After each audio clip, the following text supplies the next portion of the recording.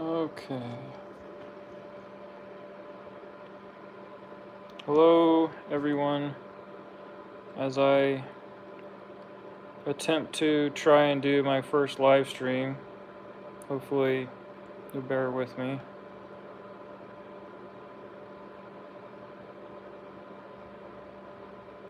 No, I don't want you to see me. Okay.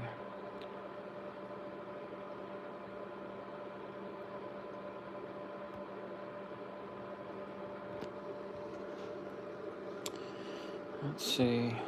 I'm wondering if I can respond to questions on my laptop while I stream from my phone.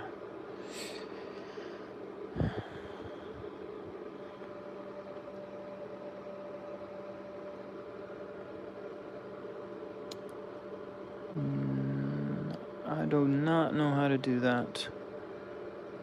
Oh wait, live. Here we go.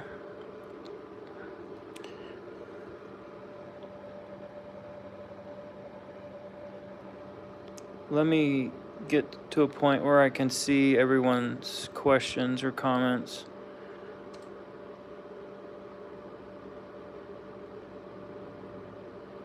No, that's not working.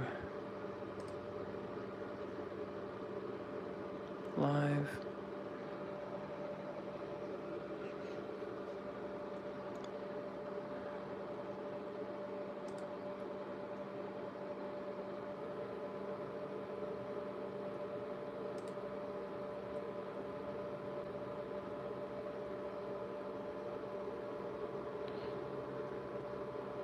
There we go. Looks like it's a little bit delayed.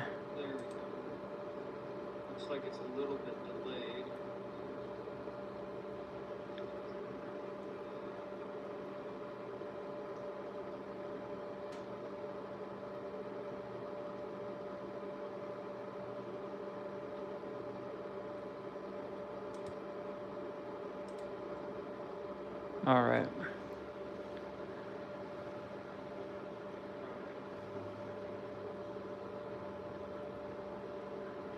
Let me turn down the volume on my laptop.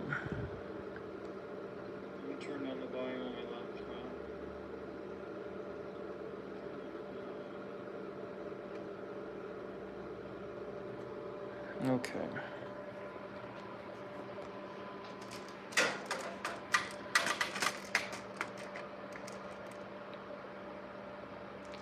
Nine people in chat.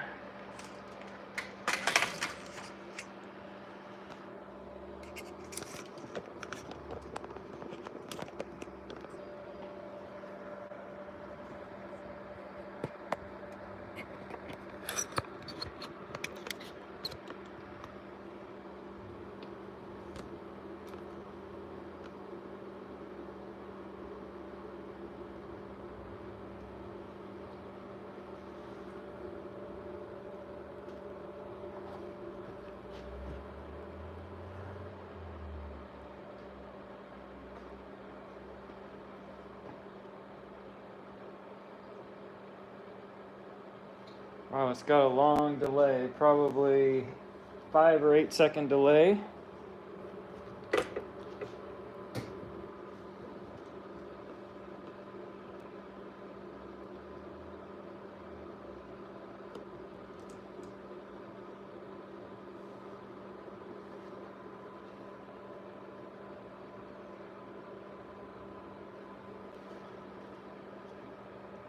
Hello, the 10 people that are watching.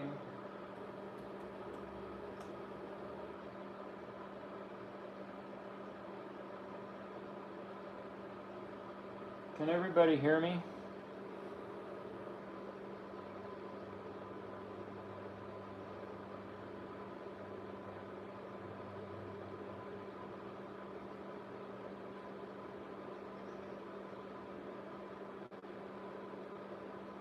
Perfect. All right. So the main reason for doing the live stream was to see if I could do it. And I thought we'd take one of these generators from the H150s, and I've always wanted to know what's inside one of these. So this is the generator that's in. Let me grab one of the cases for those that don't recognize it.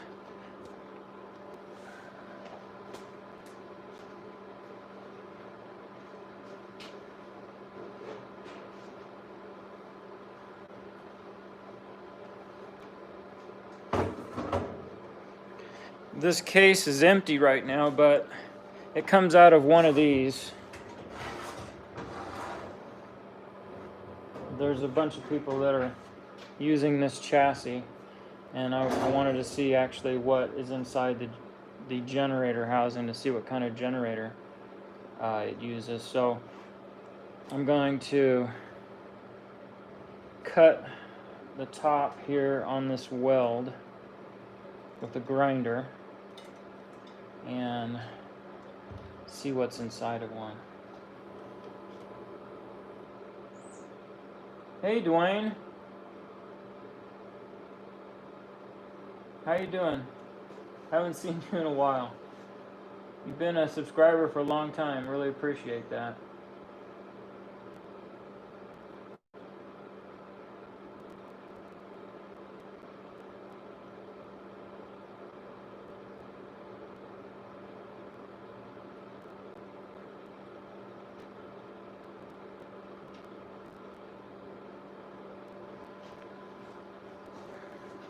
Before we get going, I'm going to show you the H2 Life Brown's gas machine, the version 3. That's coming out soon. It's been sitting here. I've been doing, this is a prototype. I've got a couple of them. I've been running it for about almost a week, trying to fine tune it. But this is what I've been working on, and it'll be available probably about the end of,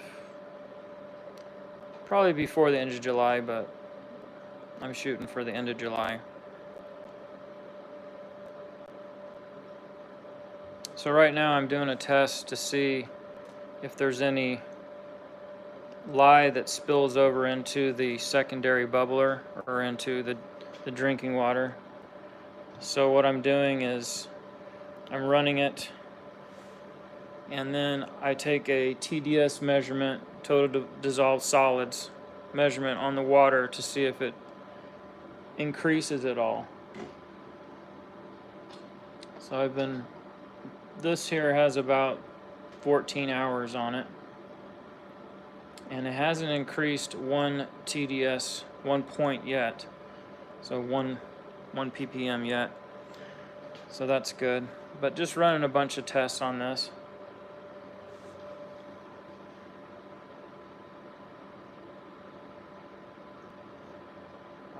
Frank, yes, this machine mixes hydrogen and oxygen together. So what you see coming out of this bubbler here, and also here, this is hydrogen and oxygen, or Brown's gas. Oops.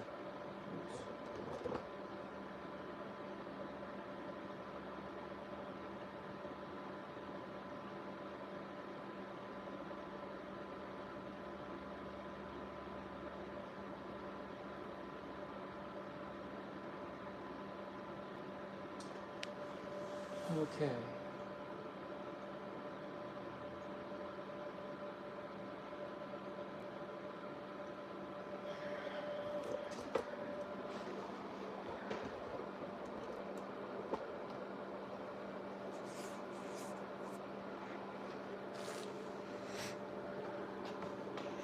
All right, so I'm gonna set up to cut this open. I'll set the camera up so you guys can watch me do it.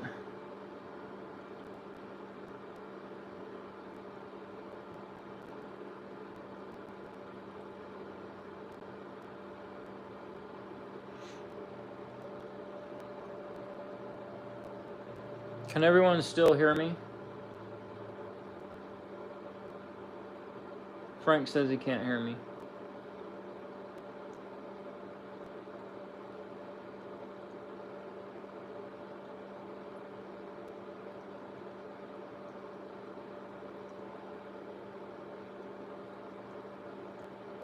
All right, Frank, there might be something wrong on your end.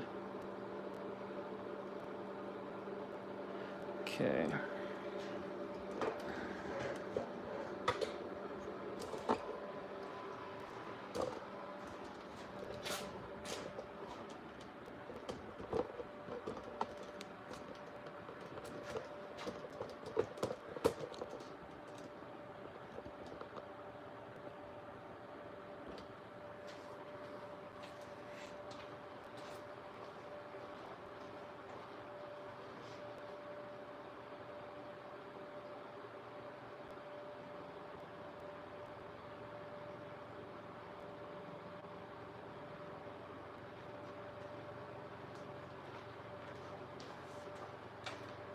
I'm not sure how to increase the volume, but maybe I'll just talk a little bit louder.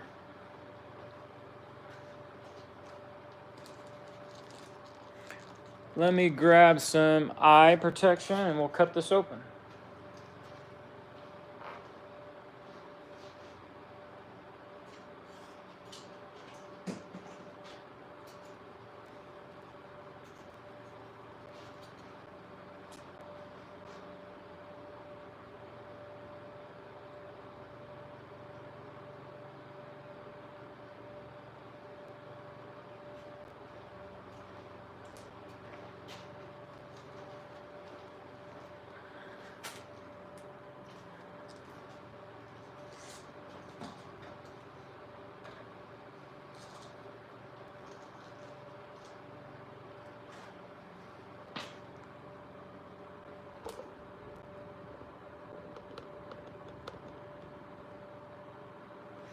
All right, I'm going to take this valve off. I don't want the wires getting in the way.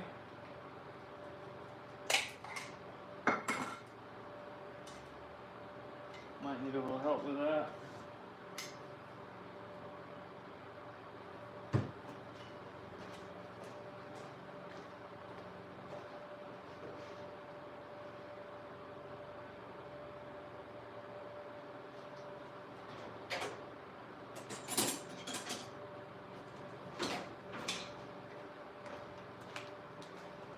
Obviously, we won't be able to use this again after we tear it apart, so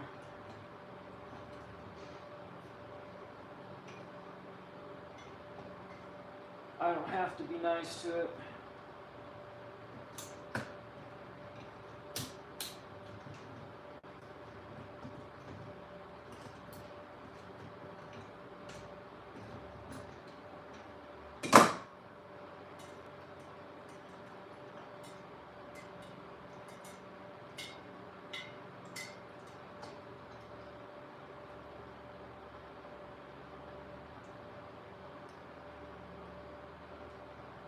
This is the switch that turns off the generator if there's too much pressure.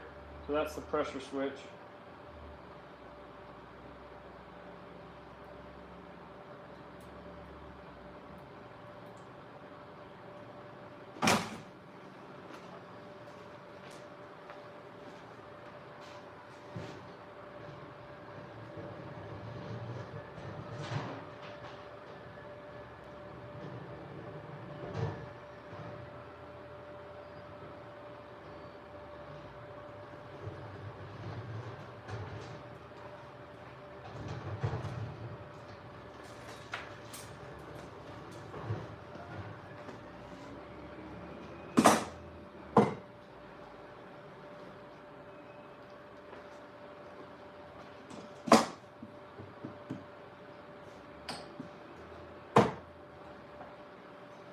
All right, let's attempt to cut this open.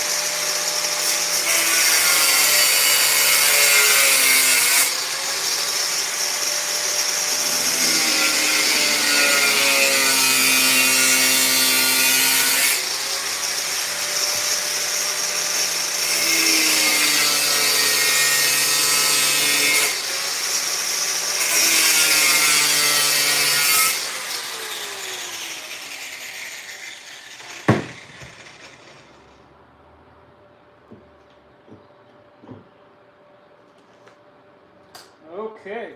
Let's take this back over to the bench.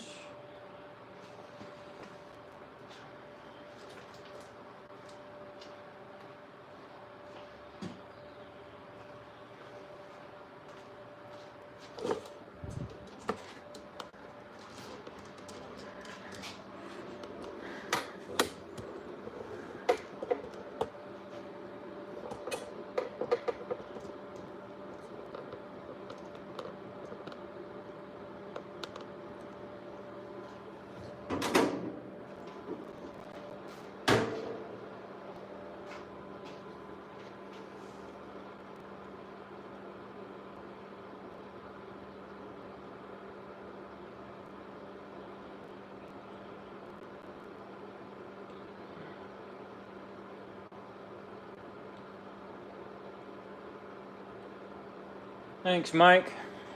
Okay. Let's see what's inside.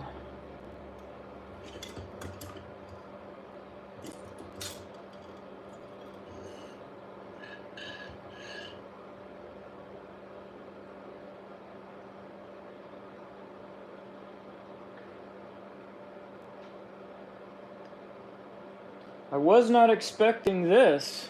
I was expecting just to see a bunch of stainless steel, but it looks like the plates are in a housing.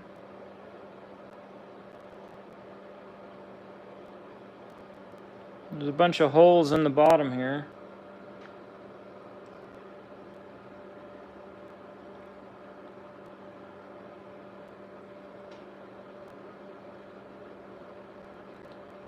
Looks like there's holes in the top too.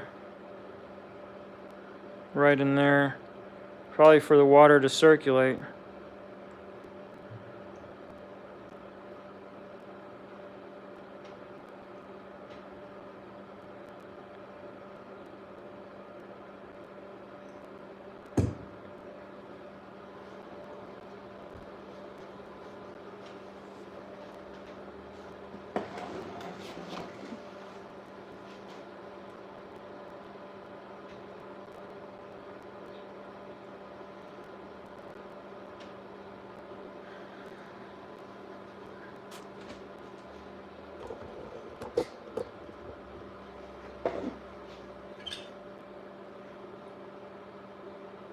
Here's a look of it inside the housing.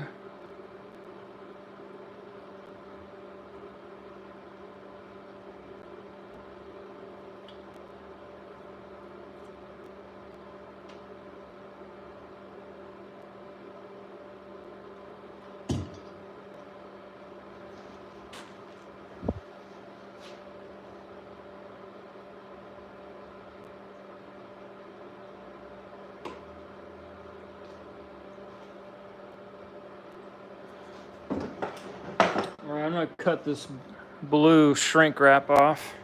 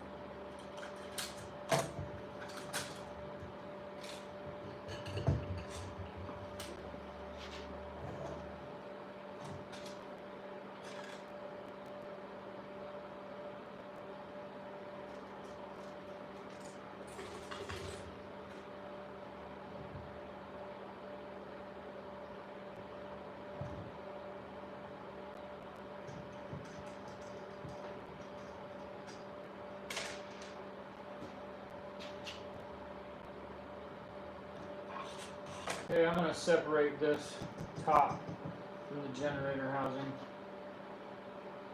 Looks like the screws to open it up are here. So I'm going to have to take this off.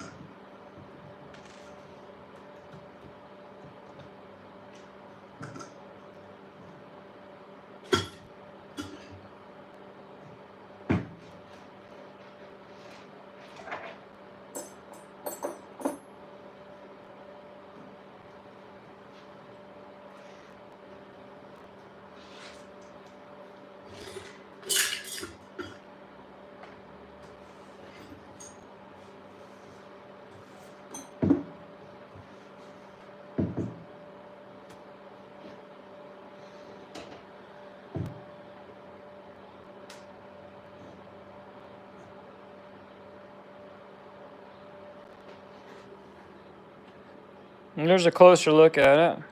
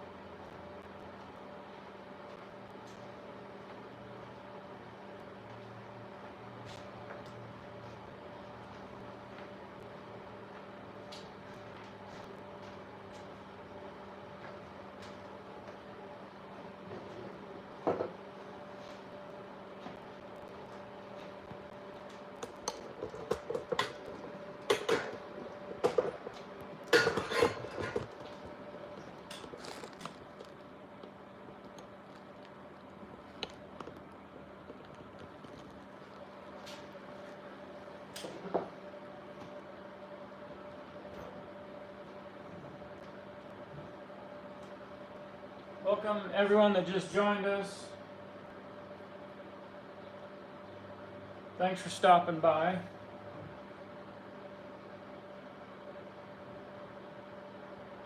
Looks like there's 6 screws here to open this up.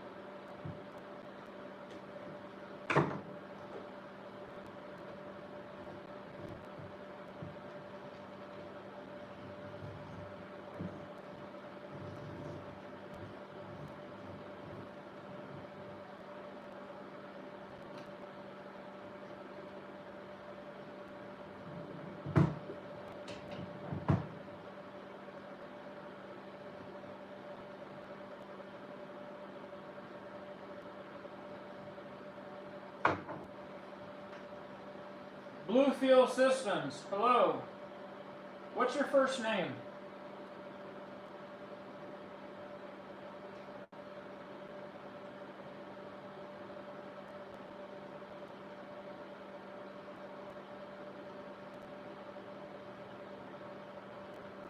David, hello David. Thanks for stopping by.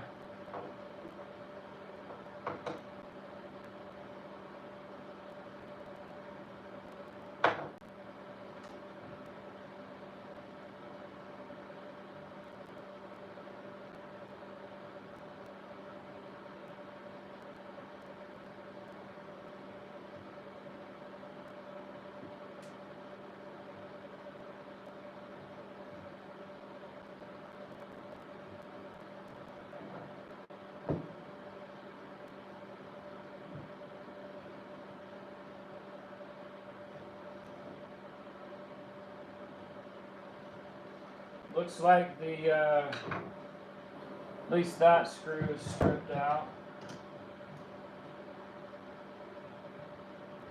This one's coming out though.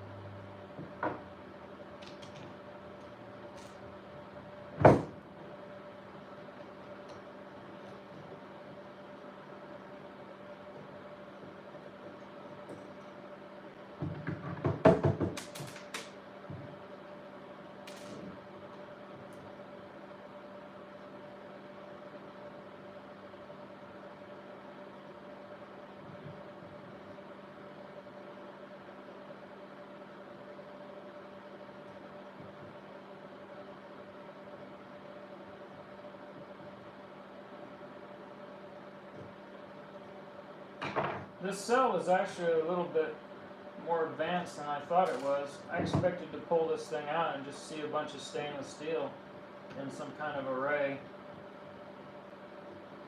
But it's encased here in a pretty nice housing.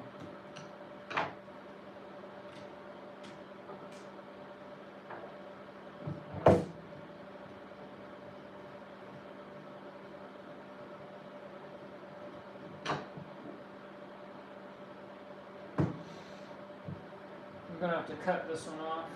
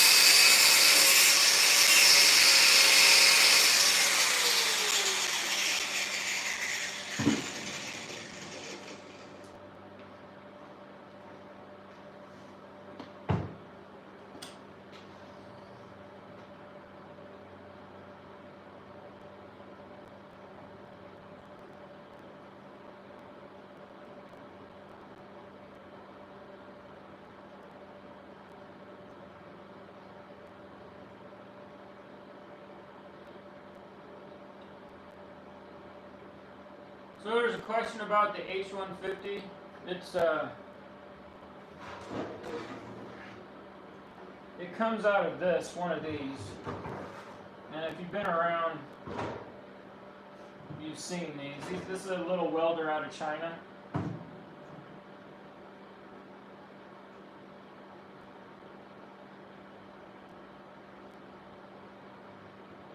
Yeah, this is a electrolysis cell. This isn't a fuel cell.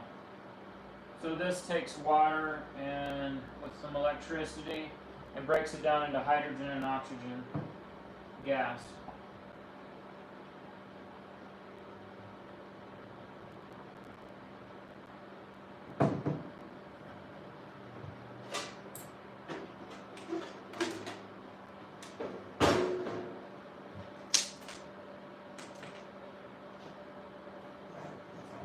Alright, let's see if we can get this opened up.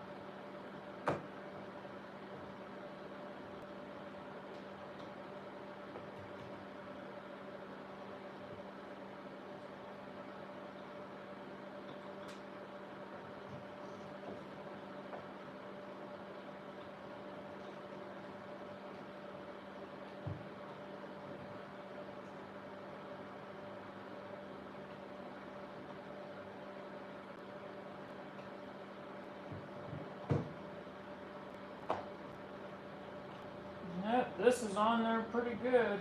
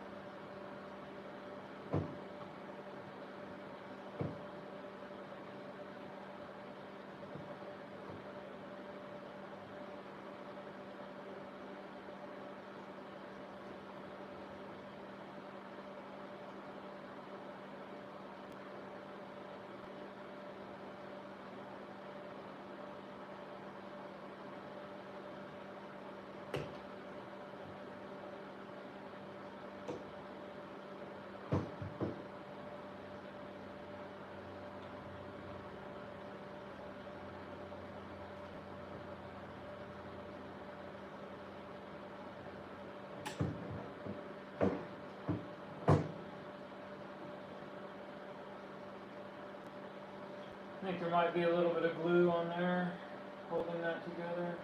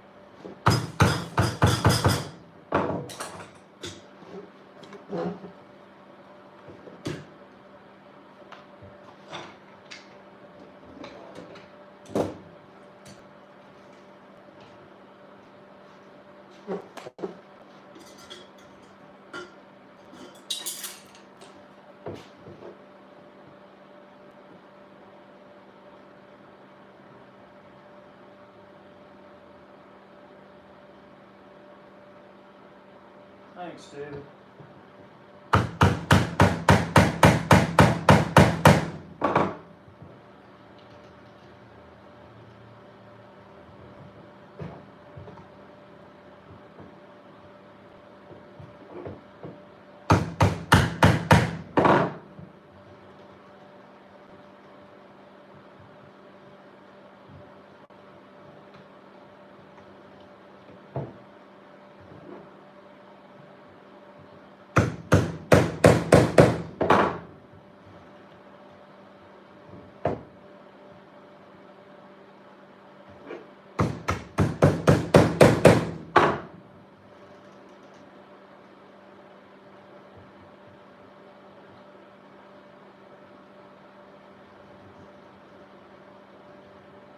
Yeah, it's all glued together.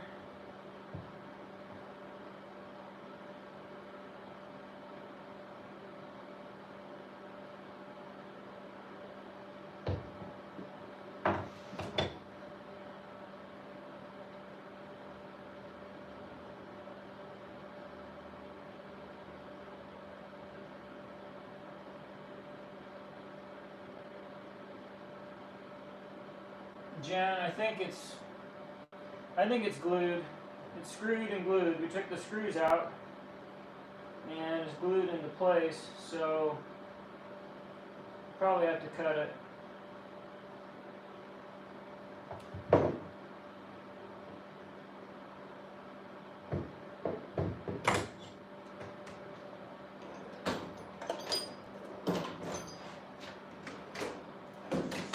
Let's see what I have for a chisel. We could try a chisel.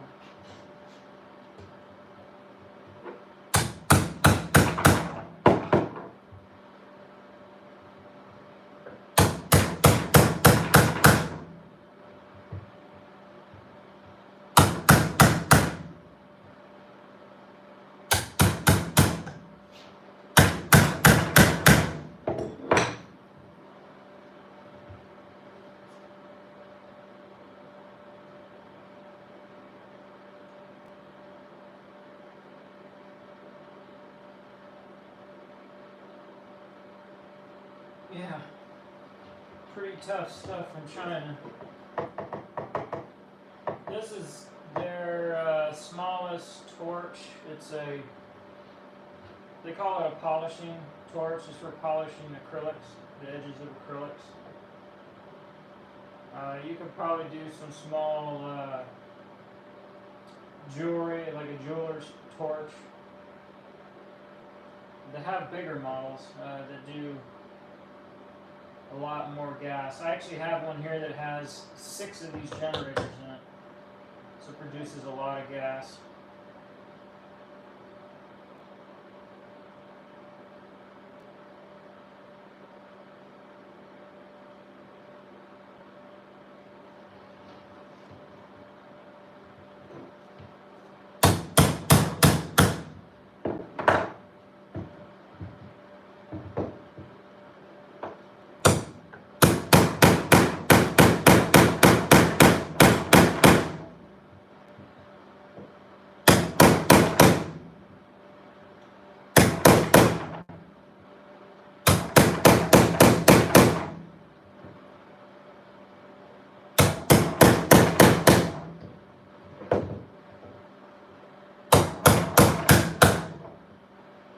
Now we're getting somewhere.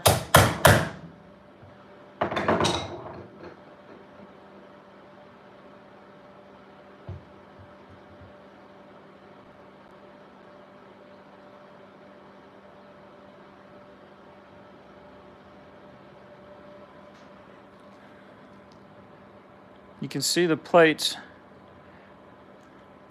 Looks like each one of these lines here is a slot for a plate to sit down into.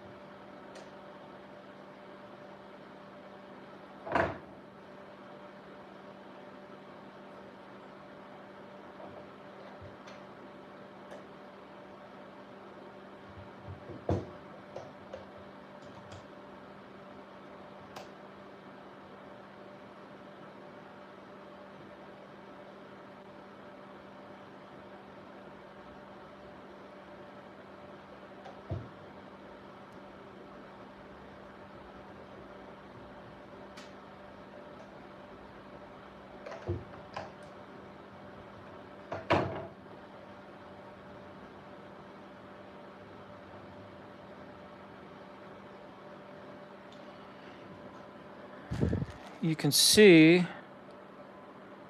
that this bolt here is connected to this end electrode, and this one on this end looks like it's got, let's see, 1, 2, 3, 4, 5, 6, 7, 8, 9, 10 neutrals. So this is a 24 volt cell. That'll drop down to about 2 volts in between each gap.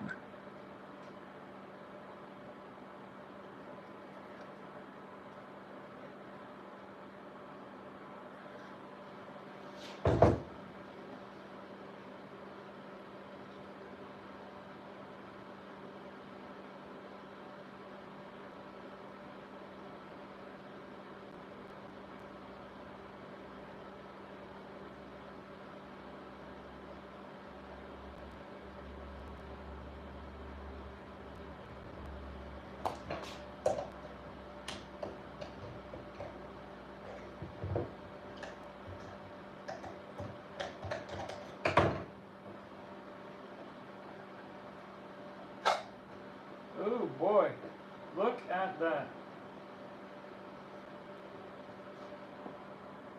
That is some nasty stuff. Now I know why these things explode. You get all this gunk in between the plates, and these plates, there's no gap, and they make contact with each other, and you get little sparks inside.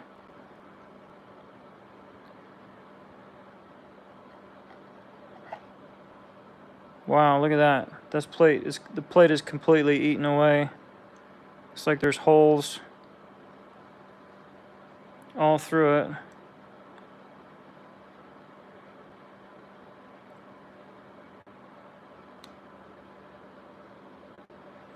Pretty nice design though. It's probably low-grade stainless steel. It's awfully thin too. I say that's probably 26 or 28 gauge, maybe thinner.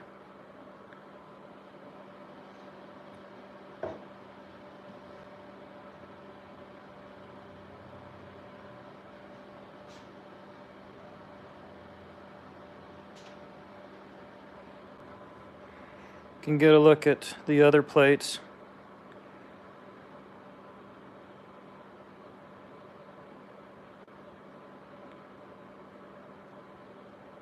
Looks like there's a lot of trash down in there. I'm gonna pull these out and take a look.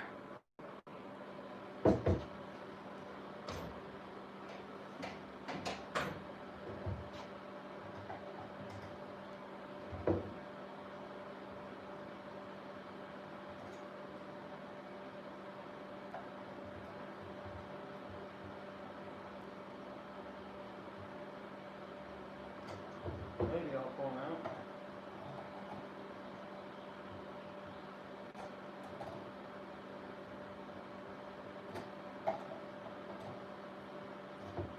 Here comes one.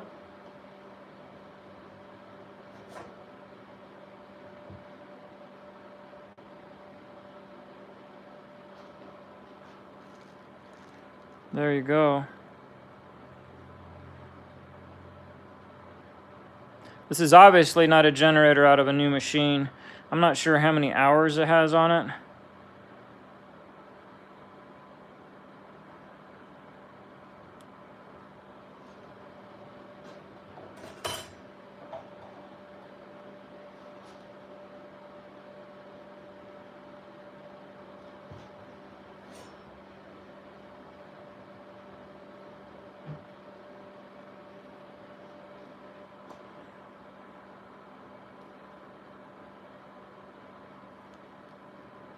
You can see where it's eating away the plate down there at the bottom.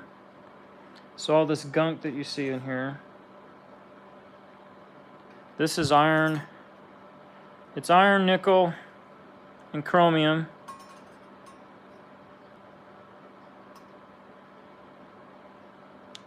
And as the plates degrade,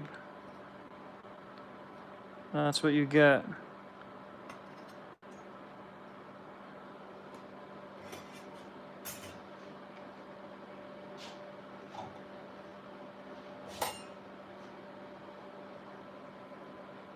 That one there doesn't look too bad.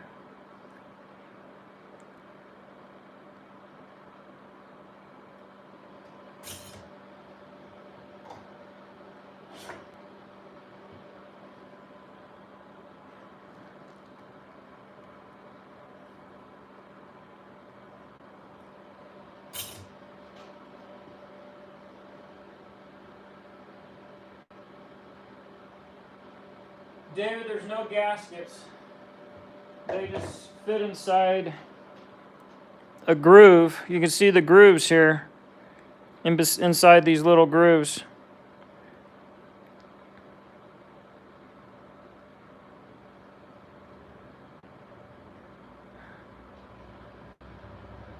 It's got a bunch of holes at the bottom, so the water is sucked in through the bottom. As the gas is generated and moves up, it'll create a back pressure to suck water in from the bottom. And then here you can see where the gases come out.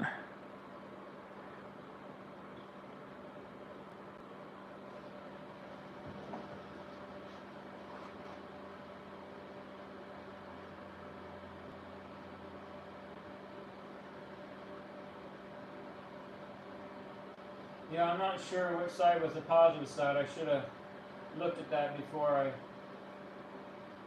took it apart. But yeah, you're right. So material will move from the anode, or the positive, to the negative. So all your positive plates will deteriorate faster than your negative plates. Although with the neutrals, you've got positive on one side, negative on the other. So the neutrals will deteriorate evenly. I'm guessing this is the positive plate. It's in bad shape.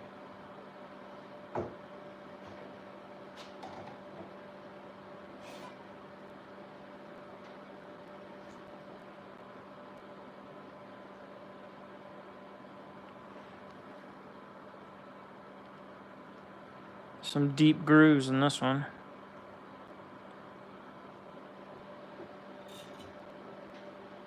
It's hard to tell what grade stainless steel this is.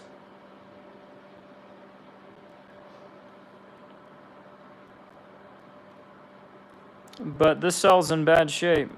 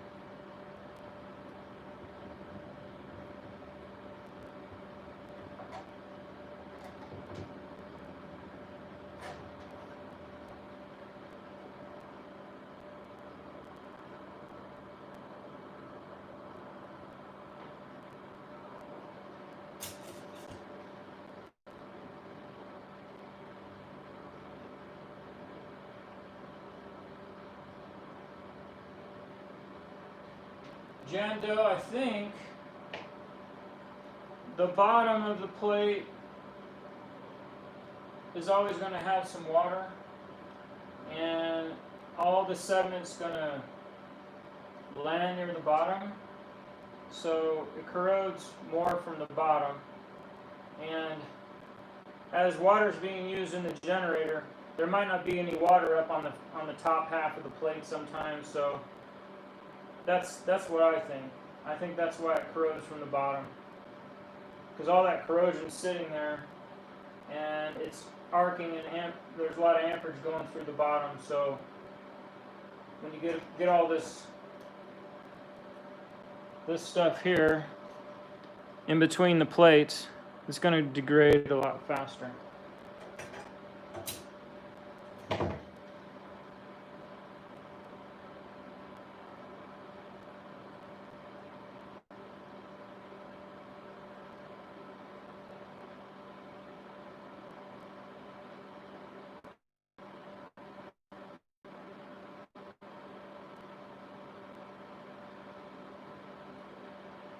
Dwayne, in my generators I use 316L stainless steel, 22 gauge. In the Brown's gas generators, here's the generator here. You can kind of see the plates from the side. All the ones that I use are round. So this is a dry cell, so there's gaskets in between each plate.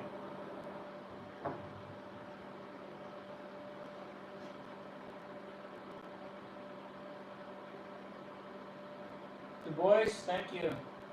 Thanks for stopping by.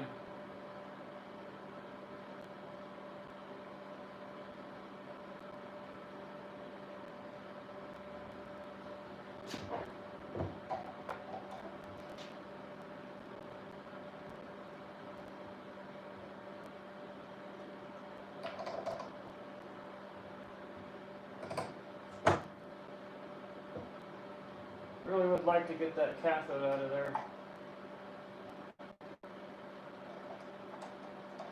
So I can show you guys what it looks like.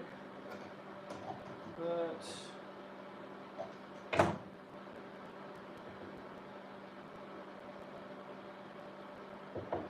I'm going to go cut it so I can get the cathode out, so we can take a look at that.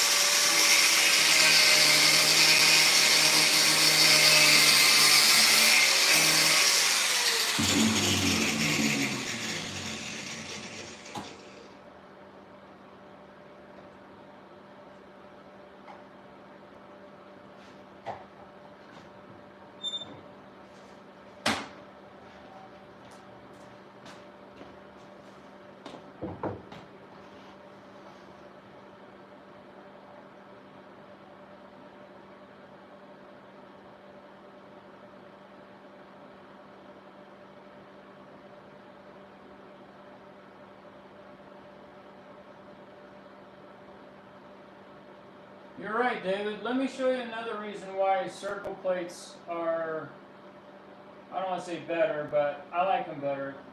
Let me grab a plate.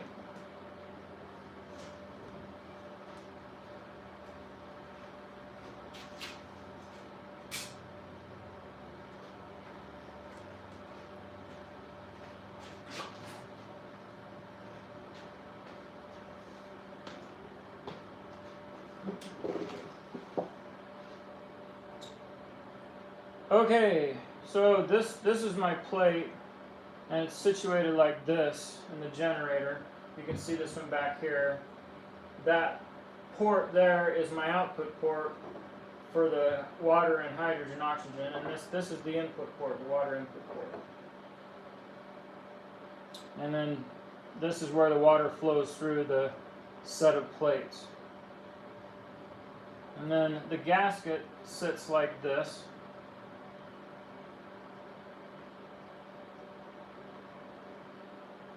So here's your active surface area right here. And the reason why I like a round plate is because of the way that the gasket funnels the gas to the top and out the port. And a square one, which is good, you might get a little bit of surface area that's not being used. And it just helps to funnel the gas out through the port there. And that's why I like the circle gasket, or the circle plate.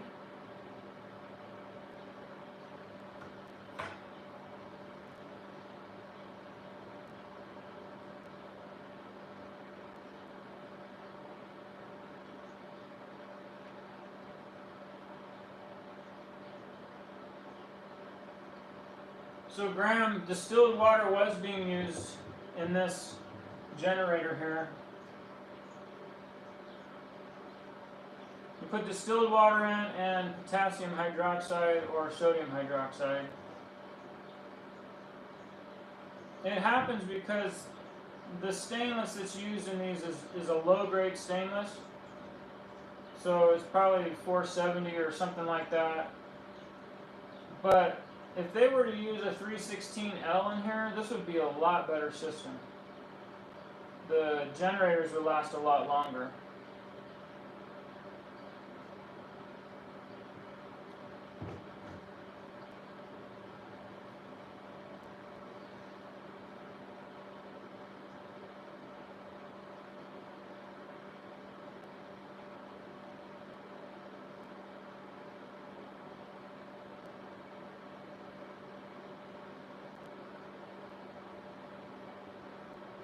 Prasad, hope I said that right. Welcome. We're just about done here. Oh yeah, I'm going to take this anode out. Or cathode, this is the cathode. Let's take a look at that. Yeah, this one's a lot cleaner.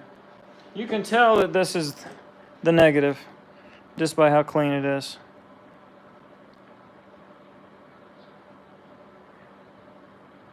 And there we have the anode or the positive plate.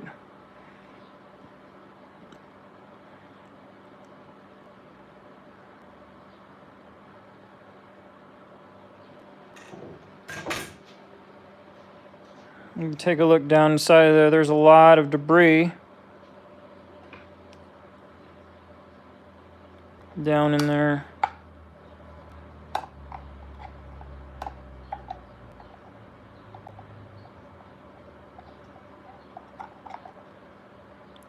That's all part of the plates. What's left of them.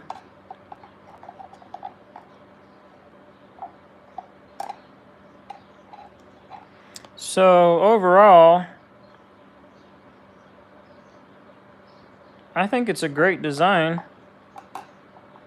but they used some better stainless in there. I think it'd last a lot longer. What do you guys think?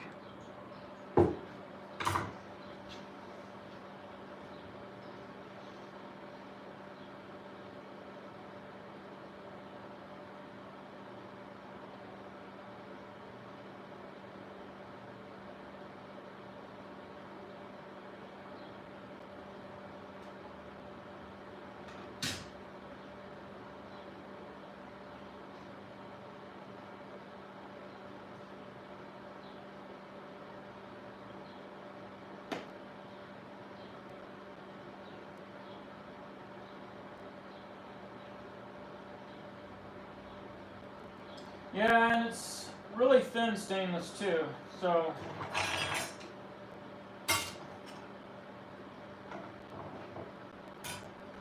this here is there's no way we'll be able to pick this up on the camera, but I use 22 gauge. This is probably 24 or 26 gauge stainless. I don't know what grade, but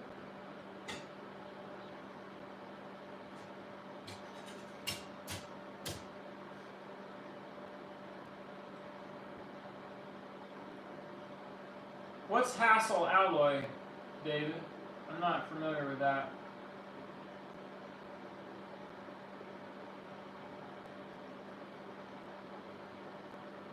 Really hard to tear one of these apart and put some good plates in it, especially since it's welded shut.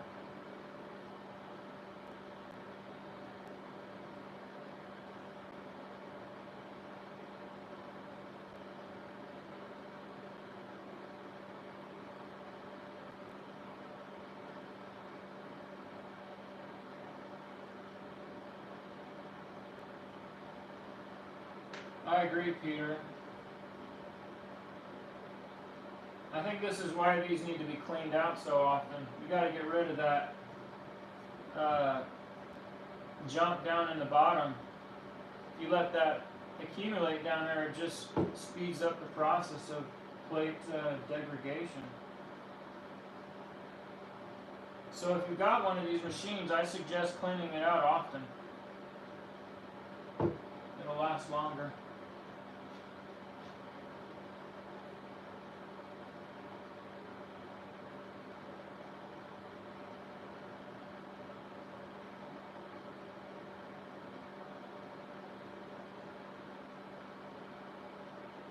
Yeah, that could have happened in this. They probably could have used water and it wasn't distilled. That would definitely speed up the process. That's what's also very important to use distilled water.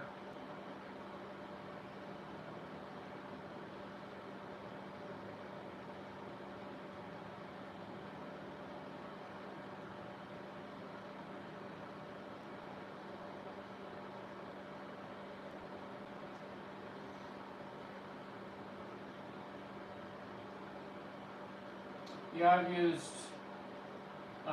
different kinds of stainless years ago. I really like nickel. Nickel's really nice. You don't get any of the iron leaching out of the plates, but it's very expensive. It's about 13 times more expensive than a 316L stainless plate.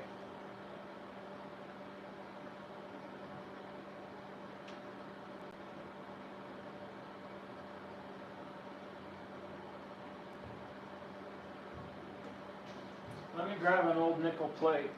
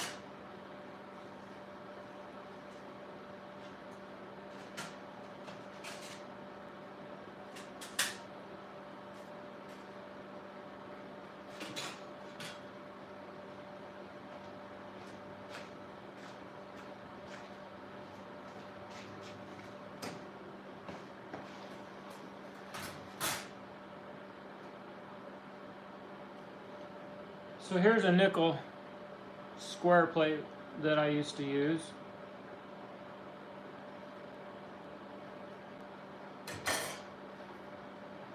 And that's nickel there too.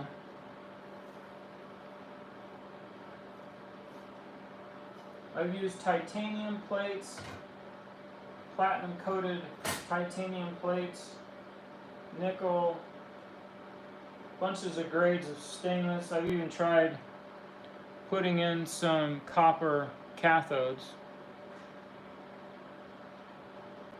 trying to affect the efficiency of the cell.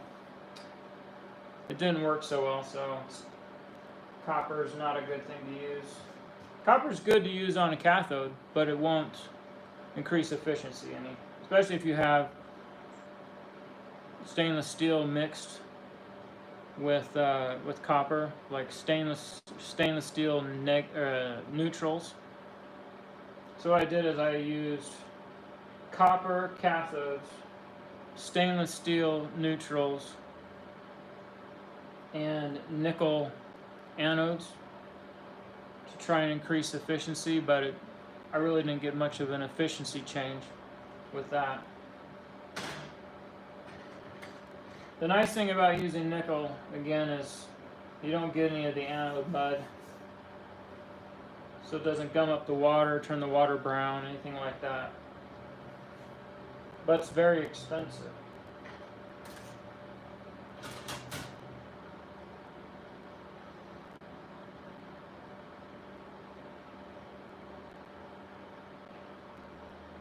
Graham, I think cleaning it out, you just want to drain it out, fill it up with water, and flush it several times. It's going to be hard to get water up in to these small holes for cleaning. If you let it go too long, these holes are going to gum up with anode mud and iron sludge. So you want to clean it often, I would guess.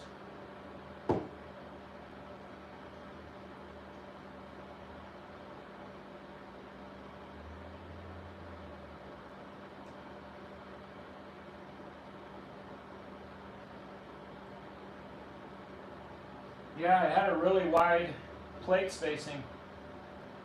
Looks like probably at least 1/8 of an inch.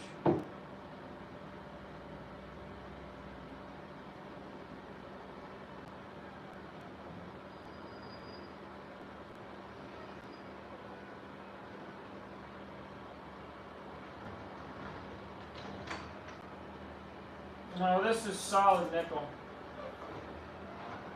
If you use a plated nickel on the anodes will deplate. Cathodes would be fine plated, but the anodes would deplate.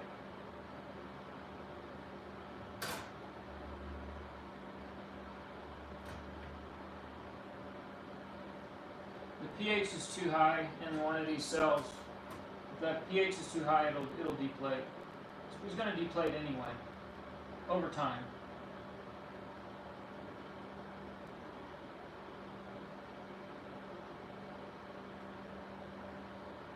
What is a good spacing? I like to use 1/16 inch. So here's my spacing. 1/16 of an inch. Any less than that, and it's hard for the water to circulate through the cell. But a wider spacing is okay, but it just increases the resistance in your generator.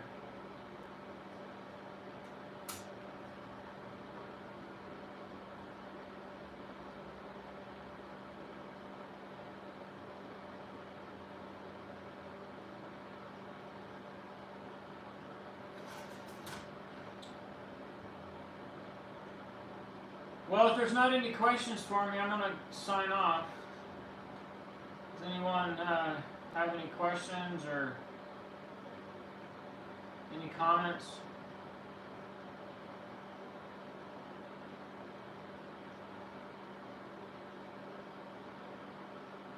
I'll do that, Jan.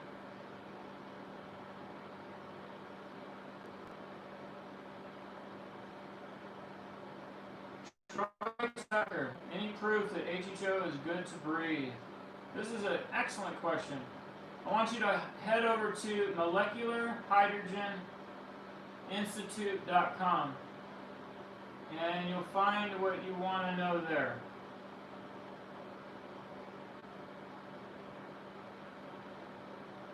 Troy, that's the best place to learn. Head on over there, and then you can always come back to our website and ask some questions. We've got a chat screen there. I try and talk to everyone.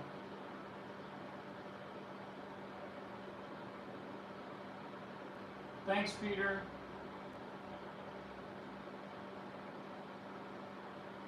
How can you buy nickel plate?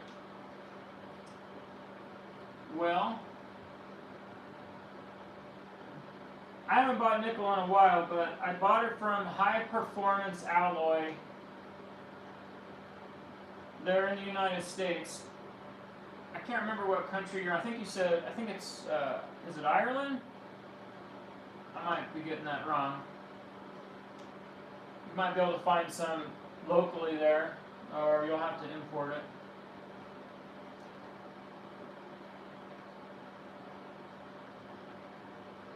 Does TJE actual spark happen in the neutral plates?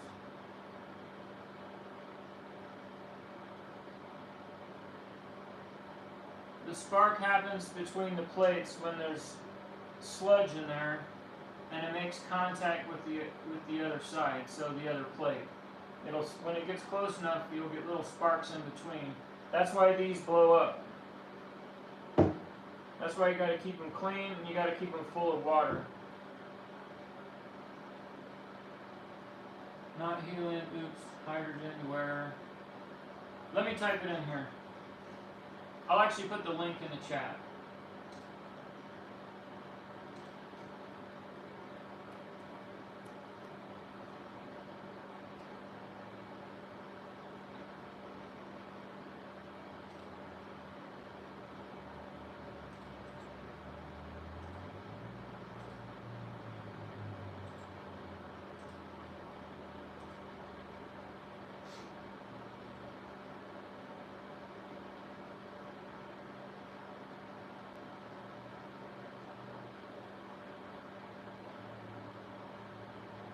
Merle, no, it doesn't have a pulse generator. Let me grab one of the power supplies.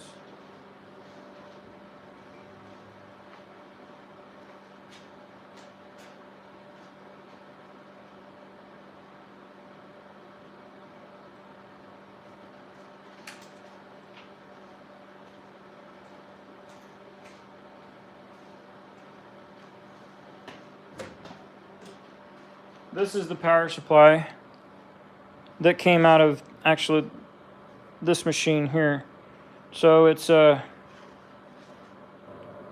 24 volt, like I was saying, but it's just a straight power supply.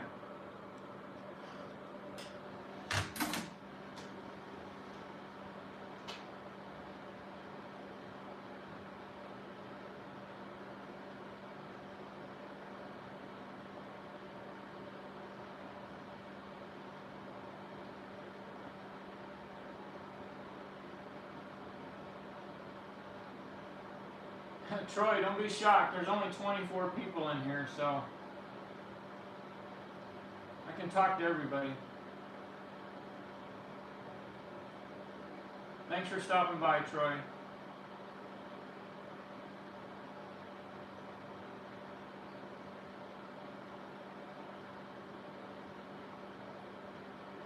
All right. Well, I guess this will conclude my first live stream.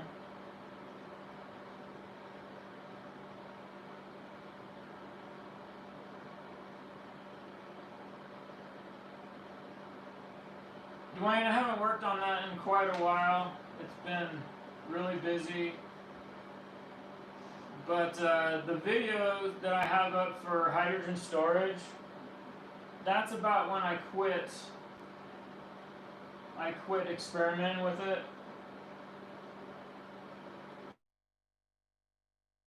Quit experimenting. I basically have a system that'll do it.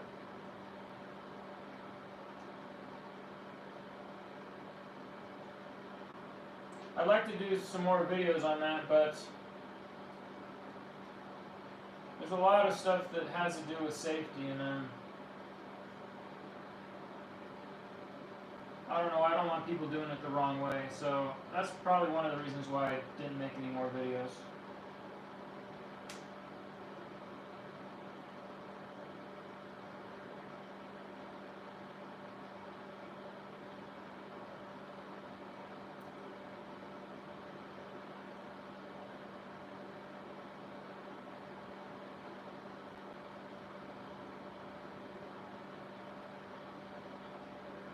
Hi, Chris. This generator is supposed to make 150 liters per hour.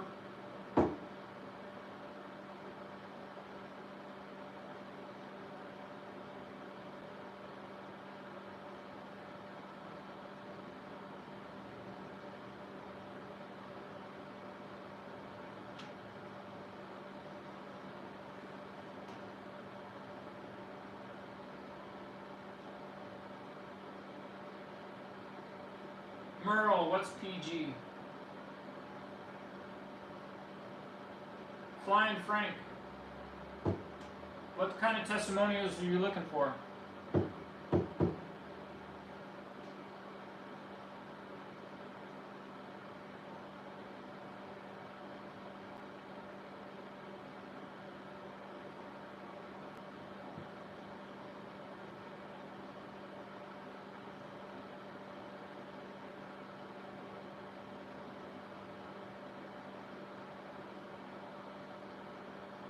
Flying Frank, this machine here, I think you can get it on eBay for about $150 to $200.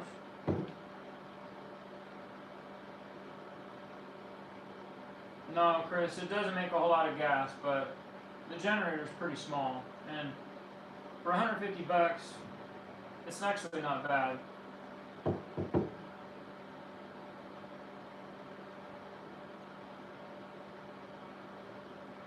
Thanks, Angel.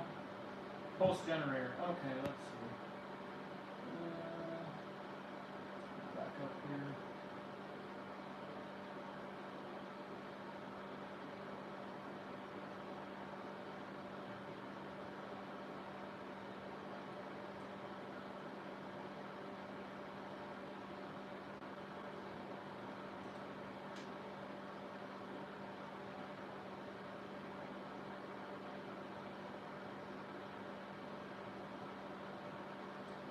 No,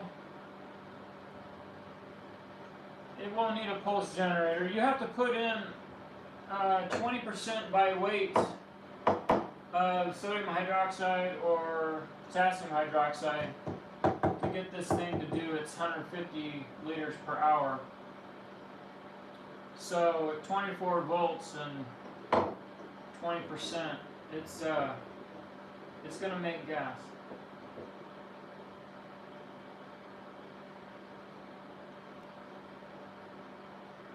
Flying Frank. My website is hydrogen4health.com. There are some testimonials there on the product pages you can take a look at.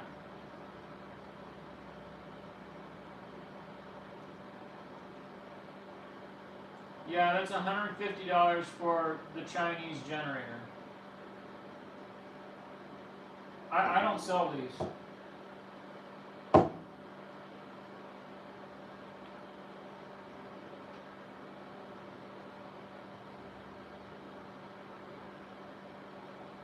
So Chris, I sell hydrogen for health products.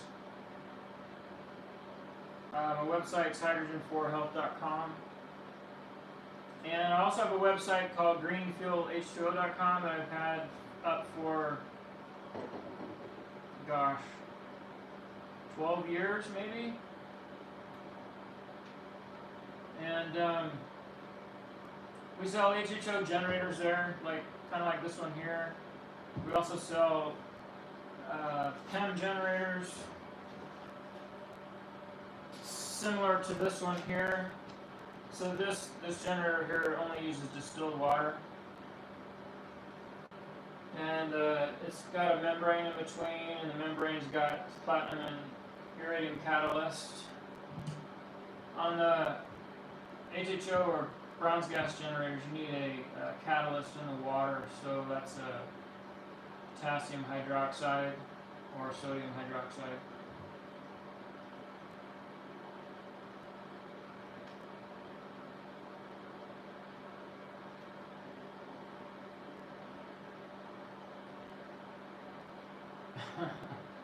Smash that like button.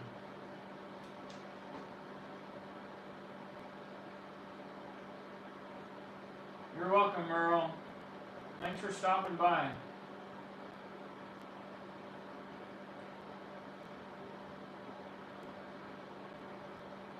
David, what type of system? I've got the bronze gas system with 354 plates that makes 35 liters per minute. I guess that's pretty big.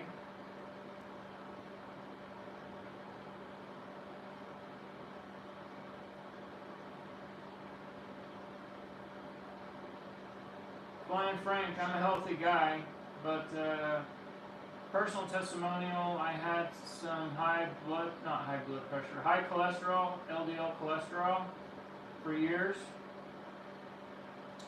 And I started drinking hydrogen water, and I was on a statin drug. Within a year, I was able to get off of that statin drug. And the last few years, 3 years to be exact, I haven't had to worry about LDL cholesterol. So that's a personal testimonial of mine. Other than that, I'm a pretty healthy guy.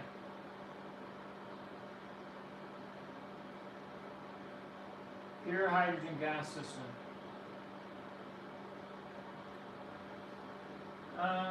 No, I don't really plan on selling a large system, but if you head over to greenfuelh2o.com, there is these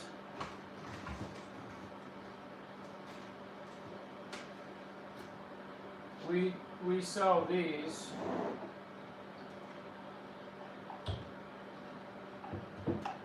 And each one of these at maximum power will make 1 liter of hydrogen and 500 milliliters of oxygen. You can chain these together like I did in my video, so you can make as big a system as you want, but I think you're asking, am I going to make a bigger generator? No, I don't have any plans on doing that.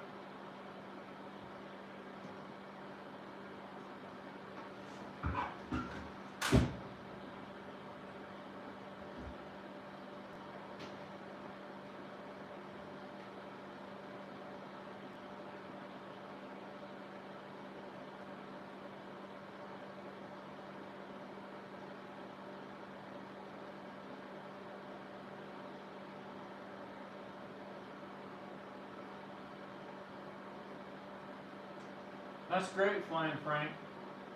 That's exciting. I love hearing stories like that.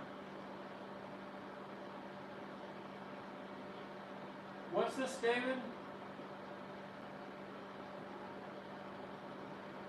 I didn't even know people could give me money. I'm not asking for any money, David. I don't. But thank you. Thank you.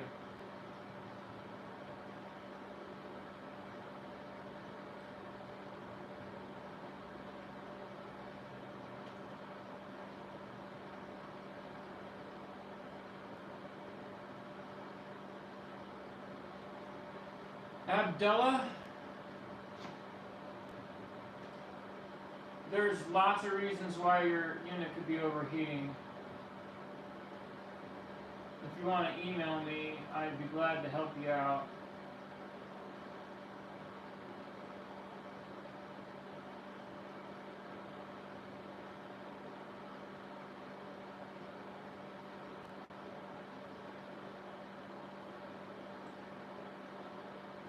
Here's my emails, guys. So, let's see.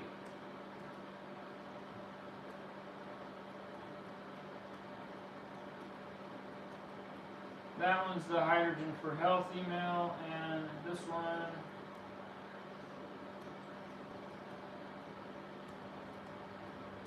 is the Green Fuel H2O email.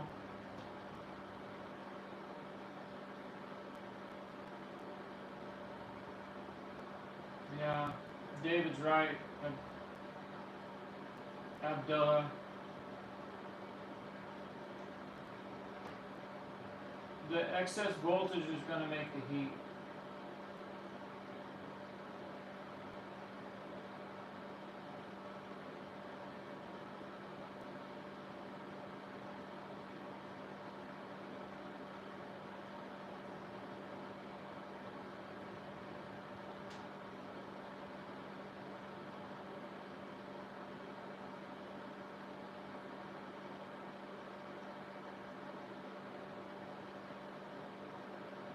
Yeah, KOH is better for hydrogen production.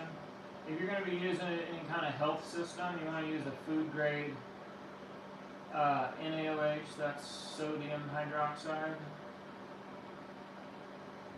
This is what I use. This is the KOH that I used. And I've been using these guys for a long time. They make a really good quality KOH.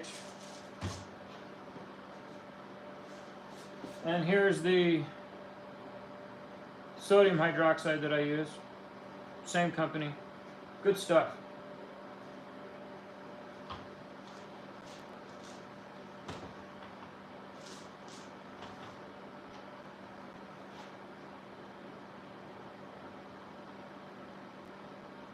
Okay guys, I'm going to sign out, and I'm not sure what happens to this stream after I'm done.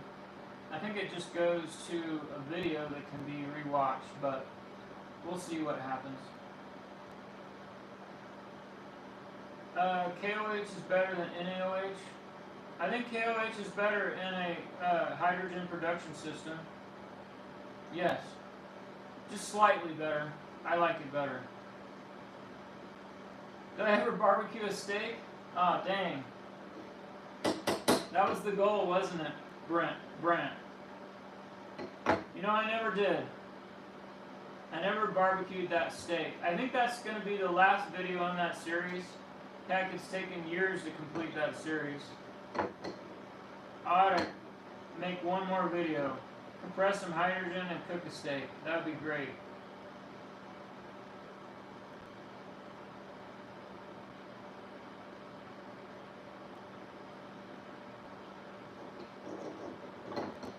Yeah, I'll see what happens when I turn this off.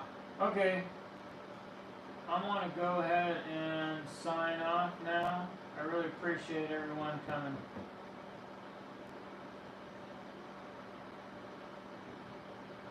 Yeah, if you guys want to go over to David's channel, Blue Fuel Systems H2O Gas, and subscribe to him. He's got some really good videos over there too. So give him a look. Okay, guys, that's it for now.